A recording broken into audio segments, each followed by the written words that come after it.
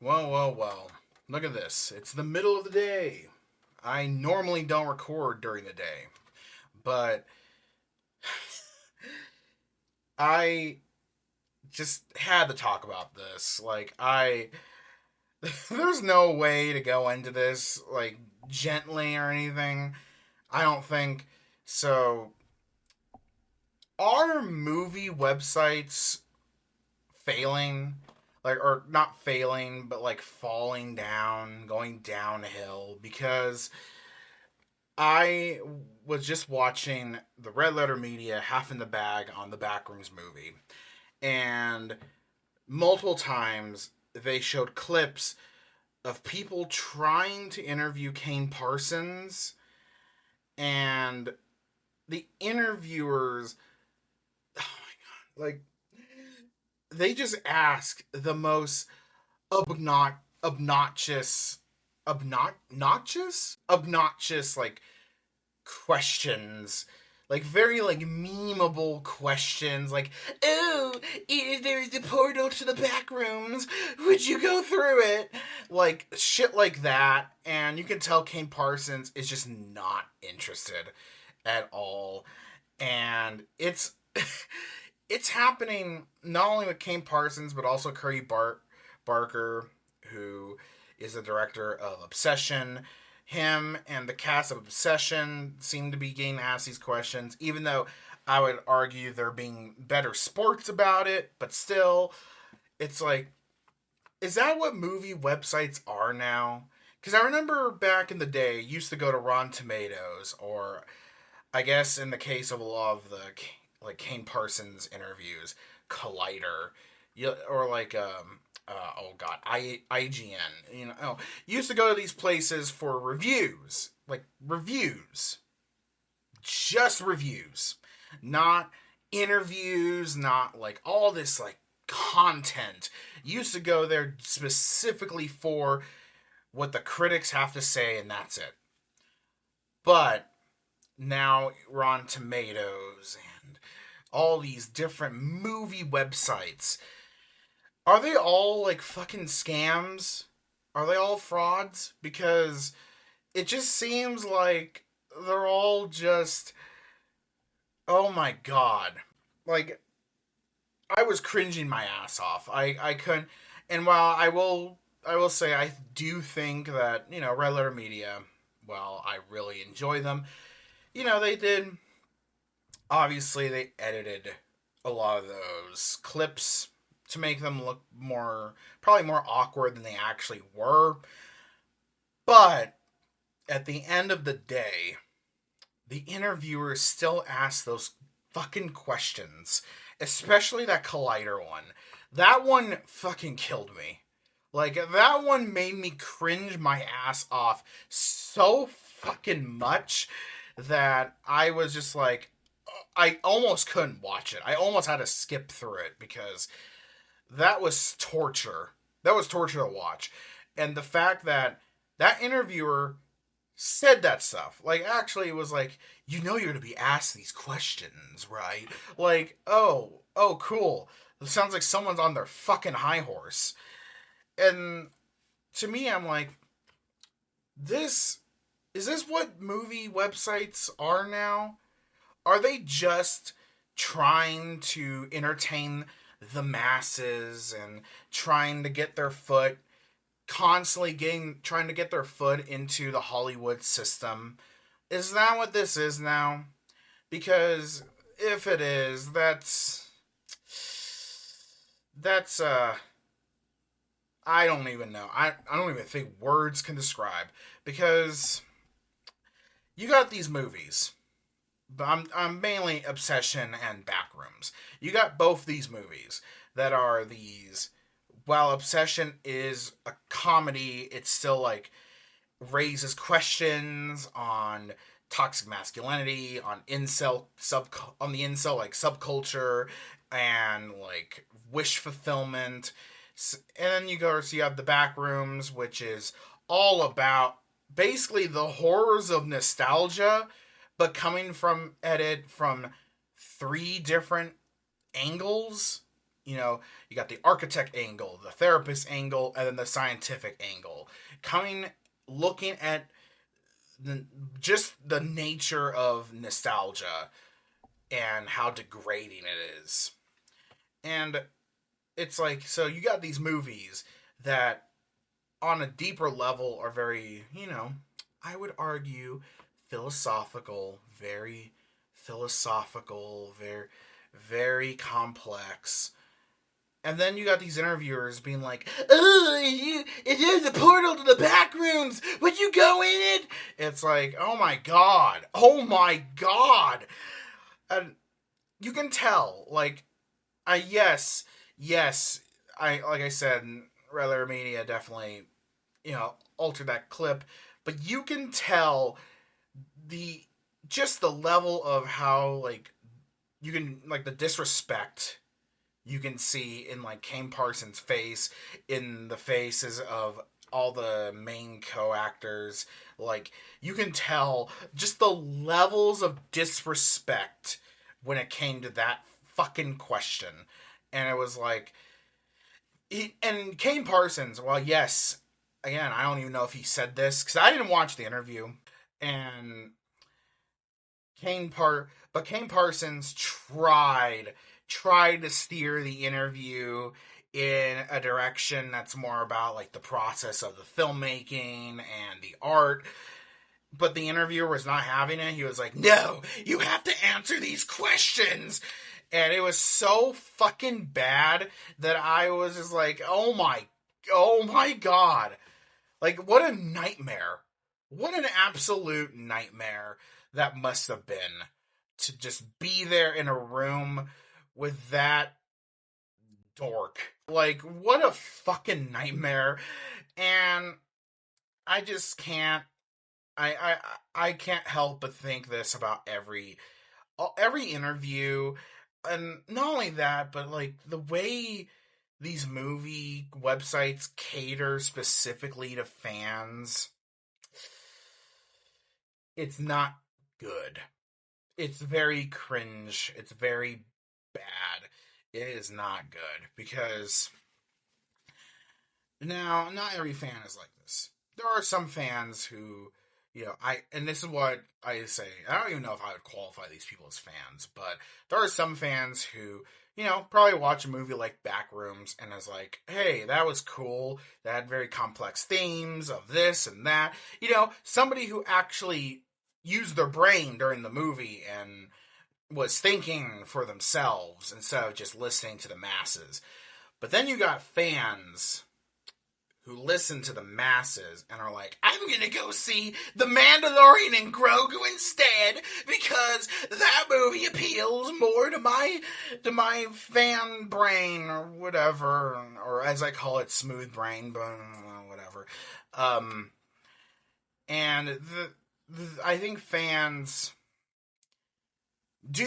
This is the question I like to raise, because of course, I have my answer, but maybe other people have a different answer. Are fandoms ruining, like, the movie industry? Are fandoms ruining filmmaking and like, just the arts? My answer is yes. Like, the answer I've come to is yes, because fans want stupid shit. Fans, and this is what I qualify as a fan. Somebody who just follows what everybody else says and just follows everyone else's opinions instead of thinking for themselves and thinking probably deeply about a movie. Somebody who just sees a movie and face value and not actually use that thing you were given. Yeah, that's what I qualify as a fan. And I think those fans are ruining movies because they'll see the Backrooms movie and they'll just probably say the movie was boring because there was no spooky jump scare, there was no action, there was no anything like that. It was basically a big philosophical nightmare movie, and Fans don't want a big philosophical nightmare movie. They want jump scares. They want The Conjuring. They want Insidious. You know, they want that shit, not something that's actually thoughtful and well made, and you get the idea.